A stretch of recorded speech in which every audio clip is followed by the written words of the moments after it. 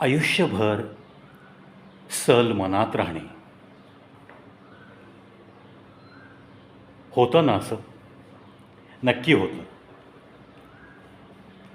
बऱ्याच लोकांच्या बाबतीत अशा घटना घडतात. अगदी साधी साधी उदाहरणं. समजा आपली 7-8 वर्षाची मुलगी आहे. आपण खूप तिला कौतुकात वाढवतोय. एकुलती एक मुलगी.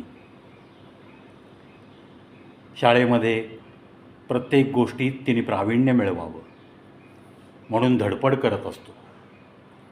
तिला शाळेत सोडायला जाणं, तिला आणायला जाणं,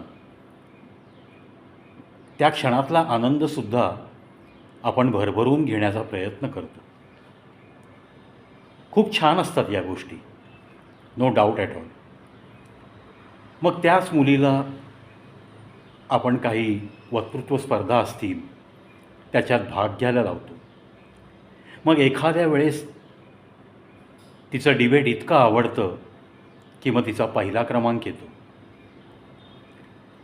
मग शाळेतले हेडबाई, इतर काही शिक्षक बोलवून सांगतात, खूप छान बोलते हो तुमची मुलगी, आणि आत्ताच्या या स्पर्धेमध्ये तिने पहिला क्रमांक पटकावला आहे. मग अमुक अमुक तारखेला तिचा हा बक्षीस समारंभ आहे, त्या दिवशी तुम्ही दोघांपैकी कोणीतरी आलंच पाहिजे. हां, आई बाबा दोघं आलात तर खूप आनंद आहे. असं काही आमंत्रणसुद्धा मिळतं ॲडव्हान्समध्ये. नंतर यथावकाश प्रमुख पाहुणे त्यांची वेळ मिळाल्यानंतर शाळेच्या द्वारे व्यवस्थित पालकांच्या ग्रुपवरती आमंत्रण पत्रिका येते. तुमच्याही मनात खूप असतं की अरे, आपल्या या छकुलीचा हा आनंद सोहळा बघायला याची देही याची डोळा, आपण गेलं पाहिजे. मुलगीसुद्धा मग त्या समारंभाच्या आधी 4-8 दिवसपासून कानाशी बुणबुण करते, ए बाबा येशील ना, बाबा यायचं हं तू, आई तर येईलच पण तू पण हवा आहेस मला. हे तिचे लाडीक बोल कानात सतत 5-7 दिवस घुमत असतात. पण नेमकं सोहळ्याच्या दिवशी ऑफिसमध्ये काहीतरी अर्जंट काम निघतं आणि रजेचा अर्ज देण्याचं धारिष्ट्य तुम्हाला होत नाही. आणि मग त्या दिवशी सकाळी 11-11:30 वाजताचं ते फंक्शन शाळेमध्ये, पण तुमची कामाची वेळ 10, 9:30-10ला तुम्हाला ऑफिसमध्ये हजर राहावं लागतं. त्या दिवशी रजा घेऊ शकत नाही असं तुम्ही तुमच्या पत्नीला हळूच सांगता. आपल्या लेकीचा हिरमोड होऊ नये म्हणून तिला काही न बोलता गुपचूप तिच्या डोळ्याआड ऑफिसला निघून जाता. फंक्शनची तयारी होते, मुलगी तयार होते, आई तयार होते. मुलगी थोडीशी आतून हिरमुसलेली असते, कारण तिचा बाबा, तिचा तो आनंदाचा क्षण, तो पाहण्यासाठी बाबाला वेळ नाही, हे तिच्या मनाला खातं. अर्थात तुम्ही काही फार मोठ्या आनंदात नसता ऑफिसमध्ये.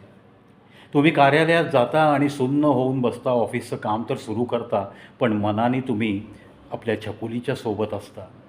तुमच्या चेहऱ्यावरनं मग एखादा तुमचा मित्र कार्यालयातला ओळखतो आणि विचारतो, अरे काय झालं, समथिंग इज रॉंग, तुझा चेहरा रोजच्यासारखा नाही आहे. तू काम करतोयस खरं, आणि ते काम महत्त्वाचंही आहे, पण तुझा चेहरा वाचताना मला धस्स होतं आहे. काही घरी झालं आहे का, तुला रजा हवी आहे का? खूप प्रेमाने त्या मित्राने विचारल्यावर मग तुमचा बाण फुटतो. तुम्ही म्हणता, अरे असं असं छकुलीचा आज आनंदाचा क्षण होता, बक्षीस समारंभ होता, वक्तृत्व स्पर्धेत ती पहिली आली आहे, पूर्ण शाळेमध्ये तिने नाव काढलं, बापाचं नाव खूप मोठं केलं तिने, पण त्या सोहळ्यालाच या बापाला जाता आलं नाही रे. हे महत्त्वाचं काम नाही का आज आपल्याला पूर्ण करून द्यायचं आहे? त्या मित्रालासुद्धा थोडंसं वाईट वाटतं. तो बोलून जातो, अरे कामं होत राहतात रे, तू आला नसतास ना तर आम्ही मार्गी लावलं असतं सगळ्यांनी मिळून, का बरं तू हा क्षण घालवलास?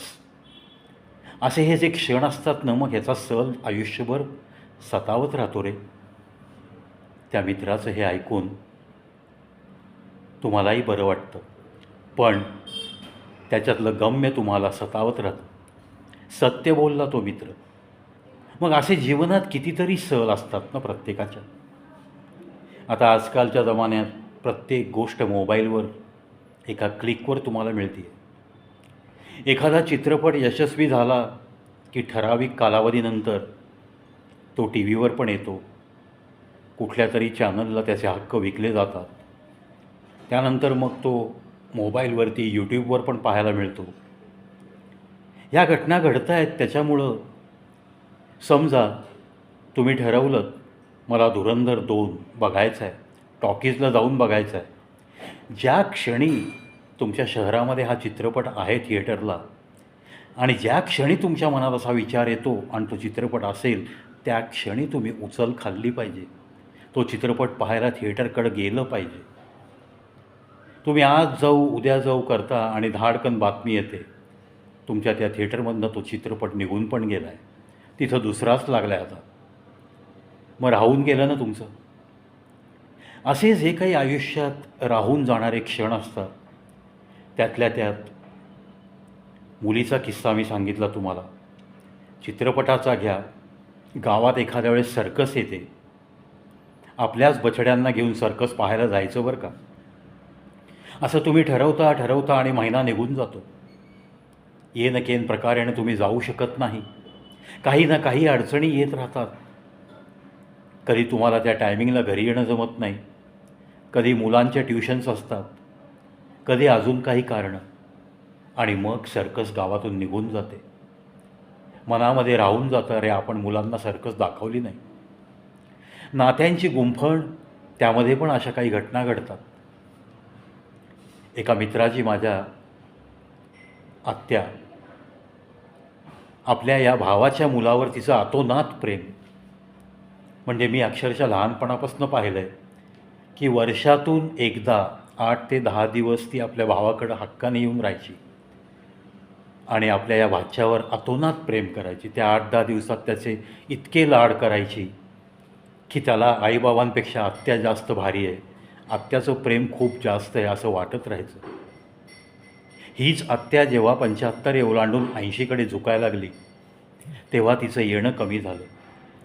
तेव्हा ती या भाच्याला फोन करून सांगायची, अरे तुझी भेट नाही रे, 2 वर्ष झाली, एकदा येऊन जा. पण कामाची गडबड, अर्थात हा पोकळ डिफेन्स, मनात आणलं ना की ते तुम्ही अंमलात आणलं पाहिजे. कमीत कमी आपल्या नात्यातल्या अशा काही वृद्ध व्यक्तींच्या बाबतीत. आज भेटू उद्या भेटू असं जर तुम्ही ती चालढकल केलीत तर नक्की तुम्हाला नंतर पश्चाताप करण्याशिवाय गत्यंतर राहत नाही. या माझ्या मित्राच्या बाबतीतही असंच झालं. साधारण 79 वर्षाची ती आत्या, याला बोलवून 2 वर्ष थकली.